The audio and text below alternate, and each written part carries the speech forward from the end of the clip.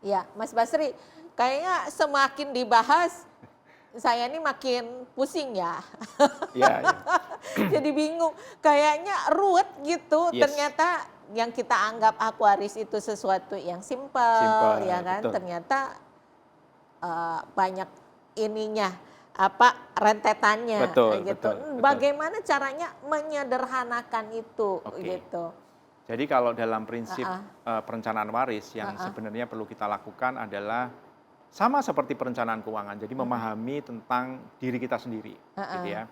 Jadi kalau misalnya kita posisi sekarang oke lah, kan kalau buat proses waris menjadi simpel, heeh. hartanya juga harus simpel, ya Ya, kan. Tapi kan mungkin ada beberapa situasi di mana kita tidak bisa mensimpelkan harta kita. Maksud saya apa ya, sih harta simpel, Bu? mhm, Kayak contohnya misalnya gini, uang tunai, logam mulia yang tidak membutuhkan sertifikat, nggak membutuhkan alas hak kepemilikan, itu aset-aset simpel. simpel. Heeh. Nah itu Kendaraan juga mungkin simpel, tinggal simpel, kendaraan tinggal dikasih, bisa dijual lebih cepat betul, kan, dan balik gitu. nama juga gampang, ya Ya, kan. Jadi kalau kita bicara perencanaan waris, kita harus tahu di mhm. posisi kita itu memang kalau bisa tidak tidak mendorong diri untuk punya aset-aset yang tidak simpel. Oh, Salah satu aset yang tidak simpel, kenapa menjadi properti, tidak simpel adalah properti. properti. Kenapa Heeh. menjadi tidak simpel? Karena aset properti itu adalah aset yang biaya pewarisannya paling besar, Bu. Oke, karena ada BPHTB, BPHTB itu ya, betul, jadi, biaya balik balik nama, nama. walaupun sebetulnya, hak waris itu tidak dikenakan pajak Iya, kan, di tapi, Indonesia warisan nggak kena pajak. warisan nggak kena pajak, Mhm, tapi ya biaya balik nama itu, ya. iya, Nah jadi, memang kalau yang diwariskan itu punya uang untuk ngurus, kalau betul. nggak punya uang Nah, repot. Makanya heeh, perencanaan waris itu bicara pertama, paling tidak kita mengetahui basic-basic hukum waris. Kita mau pakai hukum oke, apa nih? heeh, Islam. Paling enggak kita ngerti basic-basicnya, gitu. mhm, Kalau Pak teknis pembagiannya mungkin mhm, agak sulit atau bagaimana, mhm, kita sudah ada aplikasi untuk ngitung waris. Jadi kita nggak usah pusing. Ada apps-nya, banyak heeh, apps-nya. Cara ngitung warisnya, porsinya itu sudah ada apps-nya. mhm, Itu pertama, kita harus mengetahui hukum warisnya. heeh. Yang kedua, kan tadi saya bilang, ada situasi di mana kita tidak bisa mensimplifikasi aset kita. Mungkin mau jual susah, lama, segala Iya, iya, macam. properti kan juga nggak gampang Nggak Mas, gampang, gitu betul. ya Yang kita kan. bisa lakukan adalah mempersiapkan biayanya.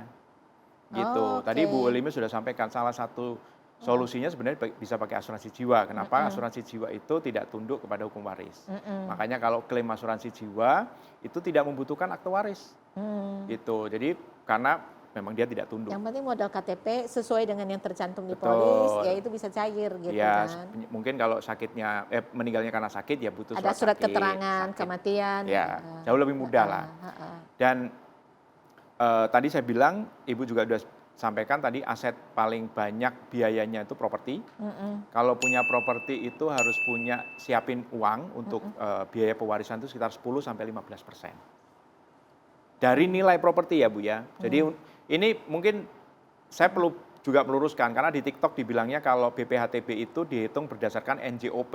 Iya, katanya Padahal bukan. 5% Ya katanya, 5% tergantung dari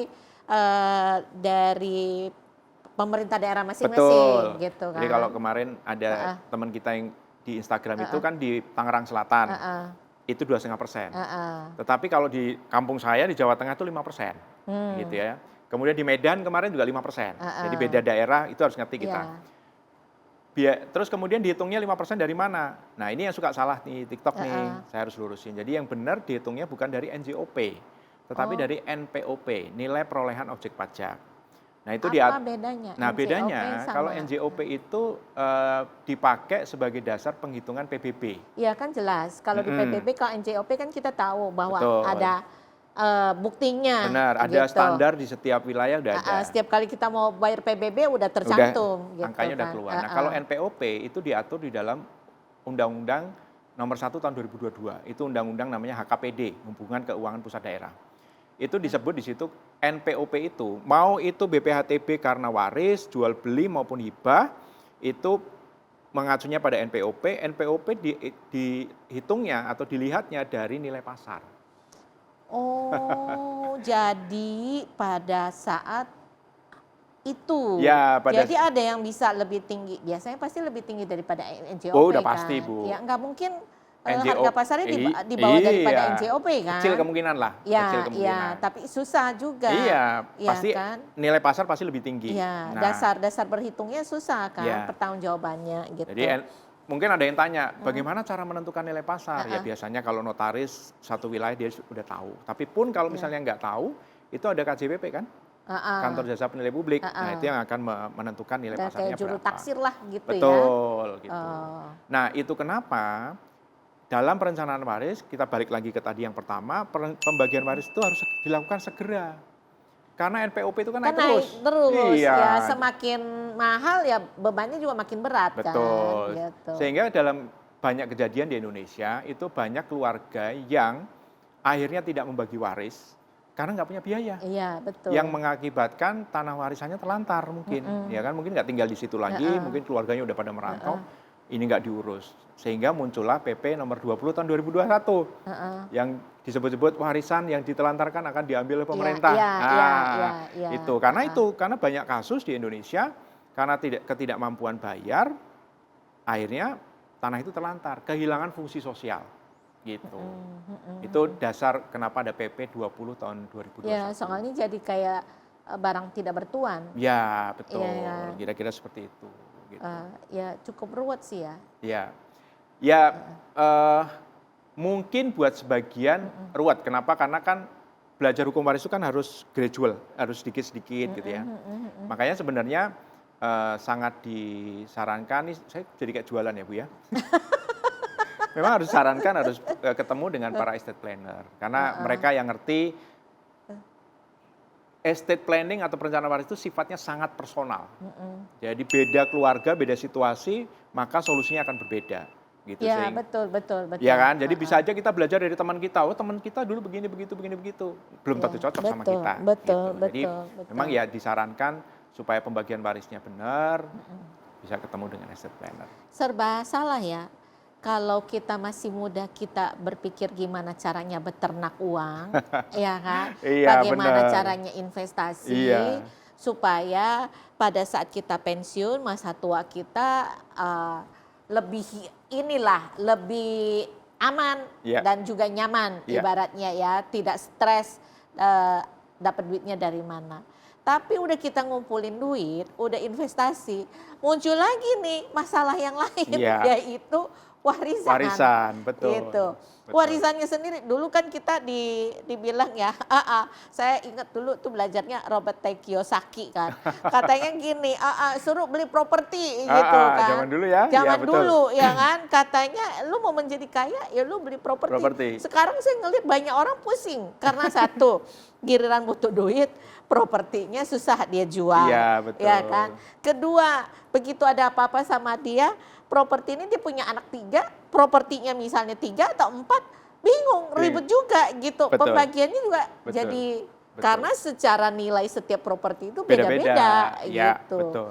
Jadi jadi manusia itu serba salah. Gimana cara ya, yang penting harus bisa simplify gitu ya. Kalau punya properti, ya sebelum ya kita udah tahu berumur ya sebaiknya dijual aja mungkin kalau cara berpikir saya, atau harus punya safety net yang lain, yaitu bagaimana caranya orang yang diwariskan itu bisa punya dana untuk balik nama properti itu gitu ya. Dan itu juga mungkin akan bisa membantu generasi kita di masa depan mengurangi beban para generasi baru ya, milenial dan adik-adiknya untuk bisa dapat memiliki properti, karena dengan sekarang properti dimiliki sama orang-orang tua ini jadi ditimbun ya, nggak dipakai, diwariskan juga susah segala macam, mereka akhirnya kesulitan untuk mengakses properti kan, karena harga propertinya jadi mahal. Beban sih ya. Saya sih ngelihat juga ada satu teman, dia kemarin mengatakan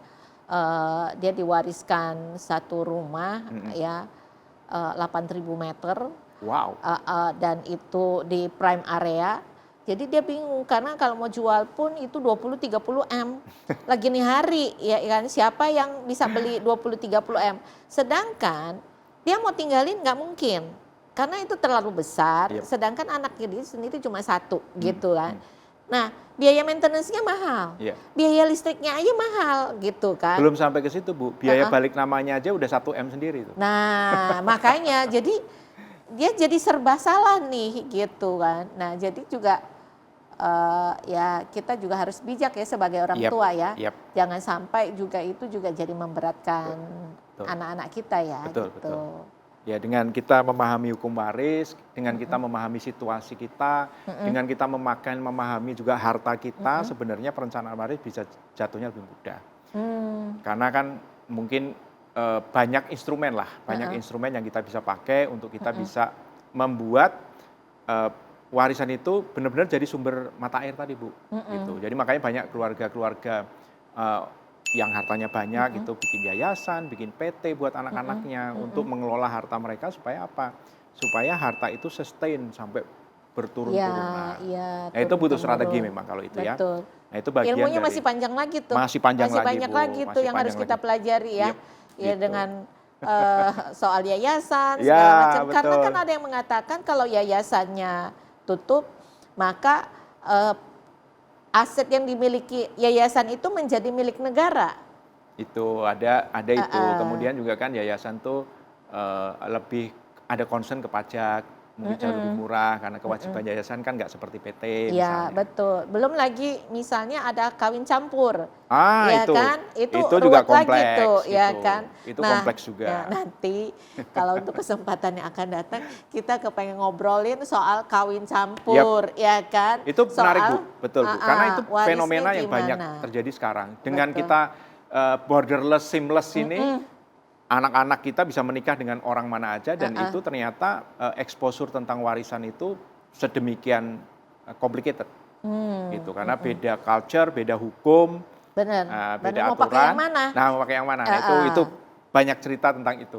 Ya, nanti untuk kesempatan yang akan datang kita mau bahas itu ya. Kita mau belajar lebih banyak lagi. Kayaknya teman-teman di sini juga jadi senyum-senyum ya. Paling nggak nambah ilmu ya.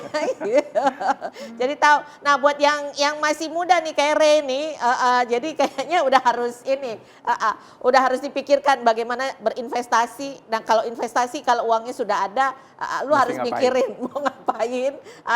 Jangan sampai punya harta kalau diwariskan ke anak juga jadi beban. Gitu betul, ya. Betul. Oke, siap. Makasih banyak ya Mas Sama-sama Basri Ibu Limi. yang telah memberikan kita banyak sekali ilmu. Saya belajar banyak di sini. Sama-sama Ibu. Ya, semoga kedepannya kita bisa belajar lebih banyak lagi dari Mas Basri. Terima kasih banyak ya. Terima kasih. Dan juga teman-teman di BBOH. Assalamualaikum warahmatullahi wabarakatuh. Waalaikumsalam.